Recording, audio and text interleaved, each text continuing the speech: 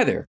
Is someone in your life asking you, or forcing you, to go see Ant-Man and the Wasp: Quantumania? Do you have no idea what any of the words I just said mean? Well, you've come to the right place. So buckle up, because we are going to tell you everything that you need to know about Ant-Man, the Wasp, and the Quantum Realm all in the next few minutes' time, so that you are prepared to see Ant-Man and the Wasp: Quantumania on February 17th. Here we go. The first Ant-Man was a man named Hank Pym, who developed a special formula that allowed him to change sizes, as well as a communication device that allowed him to talk to ants. Along with his wife Janet, the original Wasp, Hank went on missions throughout the late 20th century as an agent of S.H.I.E.L.D., a global peacekeeping force founded after World War II. During their last mission together, Janet was forced to shrink between the molecules of a titanium rocket shell in order to save the lives of millions. She succeeded, but wound up shrinking too much and landed in a mysterious place called the Quantum Realm, a place from which Hank thought she could never return. Devastated, Hank hung up the suit for good and buried his formula so nobody would ever suffer Janet's fate again. Fast forward a few decades to 2015. Hank's company, Pymtech, under the guidance of current CEO Darren Cross, is on the verge of finally recreating and distributing the long-lost formula. Hank is troubled by this, not least because Cross, his own former mentee, seems far from stable. But thanks to a deciding vote cast by Pym's own daughter, Hope, he's been locked out of the company. Hank's desperate and out of options. Enter Scott Lang. Scott is a gifted engineer who happens to be finishing a stint in prison after a well-publicized Robin Hood-style burglary of a corrupt executive. Upon release, Scott plans to get a job and get back on his feet so that he can pick up where he left off with his young daughter Cassie, currently residing with Scott's ex-wife and her fiancé.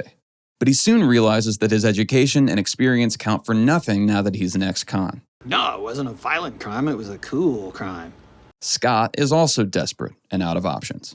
In a match made in heaven, Hank recruits Scott to become the new Ant-Man. The mission? Should he choose to accept it? Break into Pymtech and steal the new shrinking tech before it can be put into use. Helping Scott and Hank will be Hope Van Dyne, Hank's formerly estranged daughter, who has recently come back into the fold after witnessing Cross's increasingly erratic behavior. After some intense training and a tryout at the Avengers compound, Scott takes up the mantle and, with the help of his new friends and some old ones, manages to stop the sale of the shrinking tech and destroy Pymtech HQ for good measure. Cross is unsurprisingly upset by this, and donning his own prototype suit called the Yellow Jacket, tracks down Scott's daughter Cassie for payback. Fortunately, Scott is able to stop Cross by shrinking through the molecules of his Yellow Jacket suit. Unfortunately, this puts Scott right where Hank never wanted anyone to be again, the Quantum Realm. But unlike Janet, Scott has special weaponized discs recently developed by Hank to grow or shrink anything they come into contact with.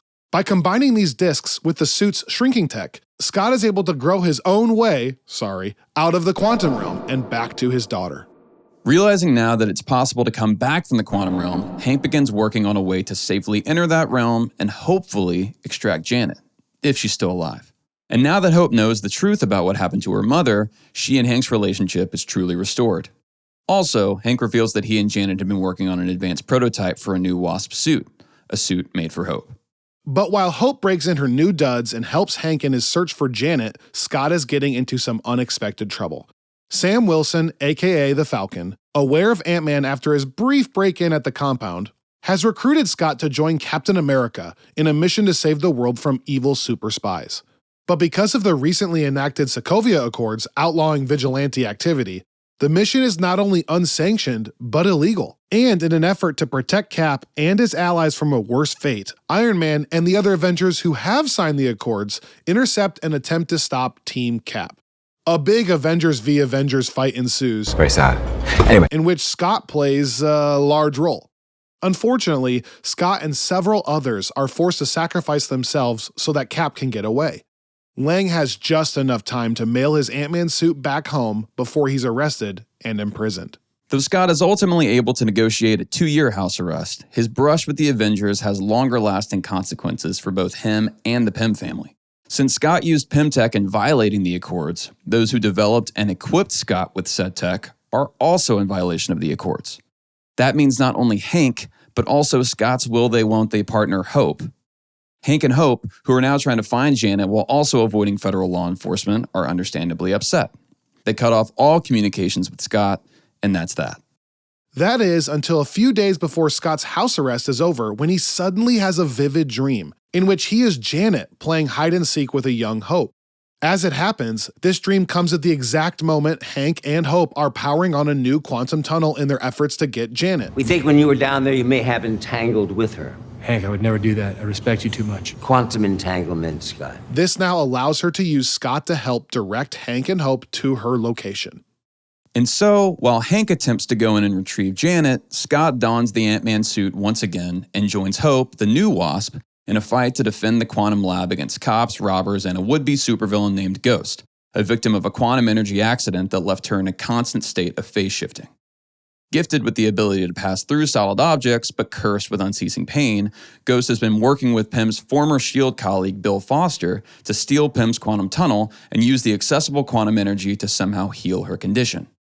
Unfortunately, Hank fears that doing so could result in Janet's death, something he will not allow. Luckily for everyone, Hank succeeds in rescuing Janet and finds that Janet's time in the quantum realm has imbued her with the ability to harness and manipulate quantum energy. Do you guys just put the word quantum in front of everything? This allows Janet to aid Ghost herself. Meanwhile, Scott and Hope stop the black market bad guys and successfully evade the feds in time for Lang to return home with nobody any the wiser. With the whole happy Pym family back together and Scott a free man, he decides to help in the ongoing treatment of Ghost by going into a new van-sized quantum tunnel and retrieving the quantum energy needed. But in the world's worst timing, Scott enters the quantum realm just as Hank, Hope, and Janet are all disintegrated by Thanos' snap. If you don't know what we're talking about, go watch Avengers Infinity War. And so Scott is left stranded in the quantum realm with nobody to pull him back out. That is, until 5 years later, when a rat rifling through an old storage facility happens to step on the extraction button. Scott is spit out of the quantum realm to a world he no longer recognizes. What the hell happened here? Half the population is gone, and those that are left, including his daughter Cassie, have aged 5 years. But for Scott, only 5 hours have passed. Obsessed with the idea that time works differently in the quantum realm, Scott rounds up the remaining Avengers and pitches time travel. This idea is totally crazy until it isn't. With the help of Tony Stark, the Avengers are able to navigate the time stream and retrieve the Infinity Stones, which Thanos used to wipe out half of all life, from past timelines. Though they can't undo what Thanos had done, they can fix it by using the same stones to bring everyone back. Guys,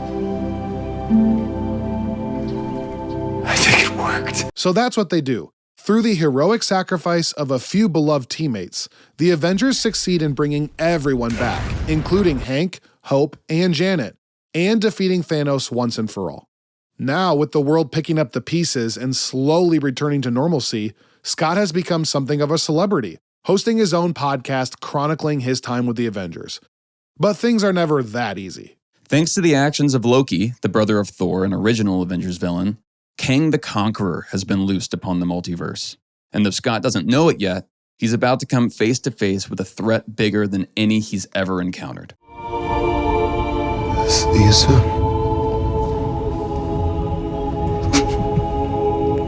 And if you want more on Ant-Man and the Wasp, tune into our Ant-Man and the Wasp Saga So Far deep dive, available on YouTube or anywhere you get your podcasts. Otherwise, we'll see you on the other side for our review of the brand new film right here on Friends from Work.